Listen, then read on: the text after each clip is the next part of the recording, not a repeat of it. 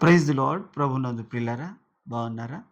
దేవుని యొక్క ఉన్నతమైన, విలువైన నామమును బట్టి మీ అందరికీ వందనాలు తెలియజేస్తున్నాను. ఈరోజు నా ప్రభు మాట్లాడుతుంది ఏంటో తెలుసా?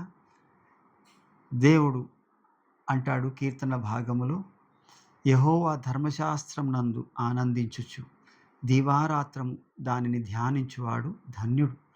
అతడు నీటి కాలువల యోరన నాటబడినదై ఆకు వాడక తన కాలమందు ఫలమిచ్చు చెట్టులా ఉంటాడంట. ఈ రోజున దేవుడు నిన్ను ఫలమిచ్చే చెట్టులా ఉంచాలని ఇష్టపడుతున్నాడు. అనగా ఎవరైనా ఆకలిగొని నీ వైపు చూసినప్పుడు వారి ఆకలి తీర్చే ఉన్నతమైన స్థానంలో, వారికి ఫలాలనిచ్చే ఫలవంతమైన స్థానంలో నిన్ను ఉంచాలని ఆశపడుతున్నాడు.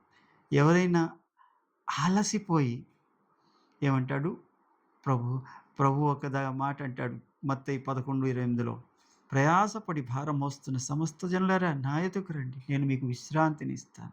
ఈ చెట్టు విశ్రాంతిని ఇస్తుంది. ఆ చెట్టు నీడలోకి వెళ్ళి అలాగా ఆ గట్టు మీద కాసేపు కళ్ళు మూస్తే చాలండి, ఎక్కడ లేని బలం వస్తుంది కదా. ఫలమిచ్చే చెట్టులాగా, బలమిచ్చే చెట్టులాగా దేవుడు నిన్ను ఉంచాలనుకుంటున్నాడు. అలాగనే చెట్టు చాలామంది దాని కింద కూర్చొని మాట్లాడుకుంటే వింటదంట.